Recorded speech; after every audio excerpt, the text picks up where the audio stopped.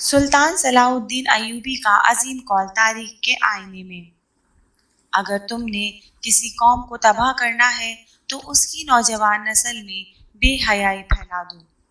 یہ تاریخ کا وہ منظر ہے جب جولائی 1187 کو حطین کے میدان میں 7 صلیبی حکمرانوں کی متحدہ فوج کو جو مکہ اور مدینہ پر قبضہ کرنے آئی تھی، ایوبی سپاہ نے عبرتناک شکست دے کر مکہ اور مدینہ کی جانب بری نظر سے دیکھنے کا انتقام لے لیا تھا، اور اب وہ حطین سے 25 میل دور اقرا پر حملہ آور تھی۔ سلطان صلاح الدین ایوبی نے یہ فیصلہ اس لیے کیا تھا کہ اقرا صلیبیوں کا مکہ تھا۔ سلطان اسے تحقیق کر کے مسجد اقصی کی بے حرمتی کا انتقام لینا چاہتا تھا۔ دوسرے، بیت المقدس سے پہلے سلطان اقرا پر اس لیے بھی قبضہ چاہتا تھا کہ صلیبیوں کے حوصلے پست ہو جائیں اور وہ جلد ہتھیار ڈال دیں۔ چنانچہ اس نے مضبوط دفاع کے باوجود اقرا پر حملہ کر دیا، اور 8 جولائی 1187 کو اقرا ایوبی افواج کے قبضے میں تھا۔ اس معرکے میں صلیبی انٹیلیجنس کے سربراہ ہرمن بھی گرفتار ہوا، جسے فرار ہوتے ہوئے ایک کماندار نے گرفتار کیا تھا۔ گرفتاری کے وقت ہرمن نے کماندار کو خوبصورت لڑکیوں اور بہت سا سونا دے کر فرار کرانے پیشکش کی تھی، مگر کماندار نے اسے رد کر دیا۔ ہرمن کو جب سلطان صلاح الدین ایوبی کے سامنے پیش کیا گیا تو اس نے گرفتار کرنے والے کماندار کو خراج تحسین پیش کرتے ہوئے سلطان سے کہا، سلطان معظم، اگر آپ کے تمام کماندار اس کردار کے ہیں جو مجھے پکڑ کر لایا ہے تو میں آپ کو یقین کے ساتھ کہتا ہوں کہ آپ کو بڑی سے بڑی فوج بھی یہاں سے نہیں نکال سکتی۔ اس نے کہا، میری نظر انسانی فطرت کی کمزوریوں پر رہتی ہے، میں نے آپ کے خلاف یہی ہتھیار استعمال کیا۔ میرا ماننا ہے کہ جب یہ کمزوریاں کسی جرنیل میں پیدا ہو جاتی ہیں یا پیدا کر دی جاتی ہیں تو شکست اس کے ماتھے پر لکھ دی جاتی ہے۔ میں نے آپ کے یہاں جتنے بھی غدار پیدا کیے ان میں سے سب سے پہلے یہی کمزوریاں پیدا کی۔ حکومت کرنے کا نشہ انسانوں کو لے ڈوبتا ہے۔ سلطان معظم، آپ کا جاسوسی کا نظام نہایت ہی کارگر ہے۔ آپ صحیح وقت اور صحیح مقام پر ضرب لگاتے ہیں، مگر میں آپ کو یہ بتانا چاہتا ہوں کہ یہ صرف آپ کی زندگی تک ہے۔ ہم نے آپ کے یہاں جو بیج بویا ہے وہ ضائع نہیں ہوگا۔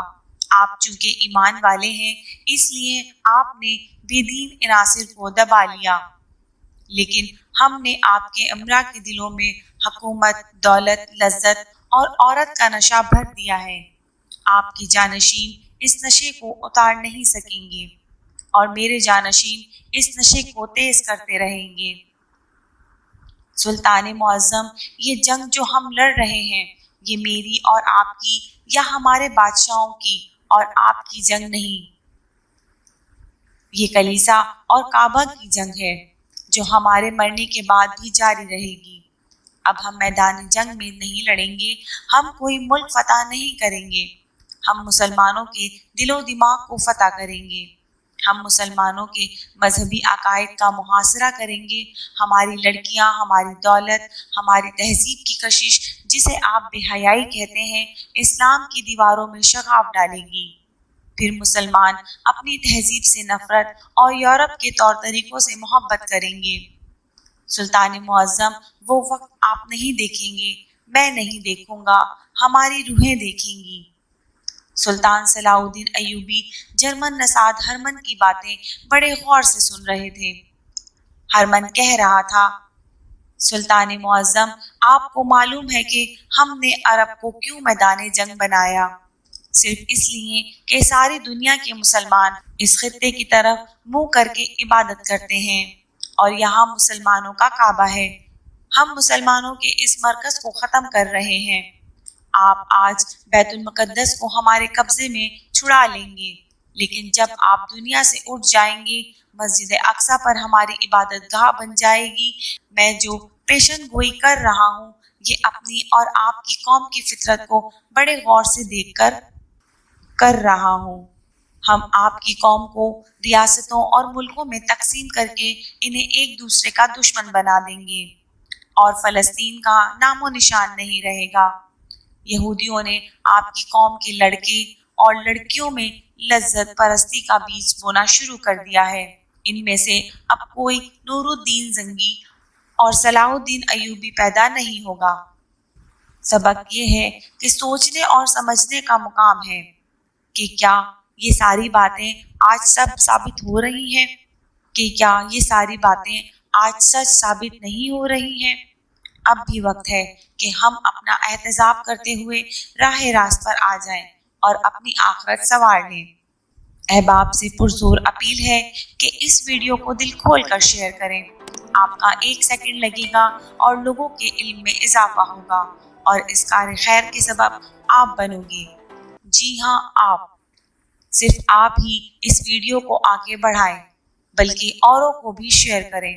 اس میں ہزاروں لوگوں کے لیے سبق آموز ثابت ہو۔